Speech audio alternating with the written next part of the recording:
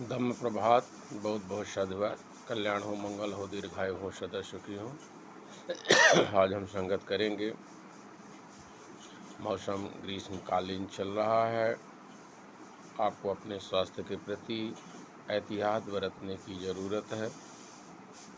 जिन क्षेत्रों में गर्मी का पारा तेज है उन लोगों को खास तौर से एहतियात बरतने की ज़रूरत है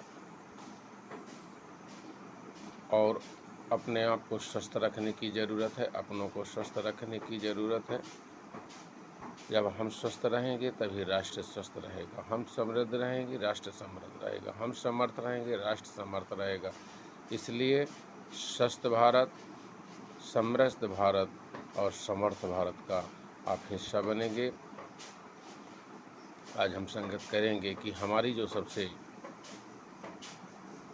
बड़ी कमजोरी है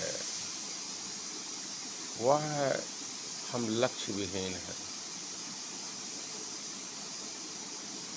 ईर्ष्या को हमारे कोई गणित नहीं आती, हमारे नफरत को कोई गणित नहीं आती, हमारे आलस्य को भी कोई गणित नहीं आती।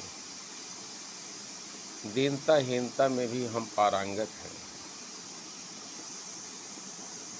हम अपनी जिम्मेदारी को नहीं समझ रहे हैं, अपने कर्तव्य को नहीं समझ रहे हैं, अप्रमाद से बाहर नहीं निकल पा रहे हैं। तमाम तरह की कुरीतियों, पाखंडों, अंधविश्वास के अप्रमाद में फंसे हुए हैं, आदत में फंसे हुए हैं। इस बुराई से बाहर निकलने की आवश्यकता है।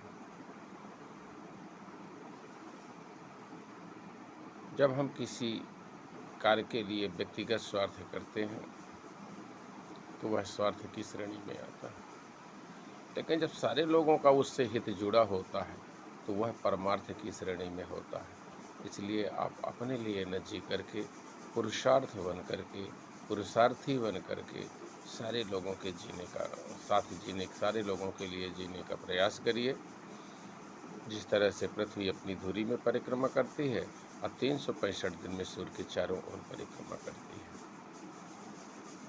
आज हमारे अंदर जाति का नशा हावी है, काल्पनिक पाखंडों का नशा हावी है, काल्पनिक कपोल कवित्वों का नशा हावी है, काल्पनिक मान्यताओं का नशा हावी है। हम आदत और अभ्यास के वशीभूत हैं। यही हमारी गुलामी का प्रमुख कारण है। हम लोग मानसिक गुलाम हैं, शारीरिक गुलाम हैं, आर्थिक गुलाम हैं, राजनैतिक गुलाम हैं, स्वाध्यायी और स्वावलंबी के भी गुलाम हैं। हम स्वाध्यायी नहीं हो पा रहे, स्वावलंबी नहीं हो पा रहे, आत्मनिर्भर नहीं हो पा रहे। ये तमाम बुराइयां हमारे साथ जुड़ी हैं। इसलिए इन बुराइयों से बाहर निकलने की ज़रूरत है। स्वतंत्र, सक्षम, बिना किसी डर के, बिना किसी भय के, प्रसन्नचित, एकदम जस्टिफाई जीवन जिए, जस्टिस पूर्ण जीवन जिए और हैप्पीनेस जीवन जिए, हेल्दी वेल्दी वाइज बन करके। बहुत बहुत साधु।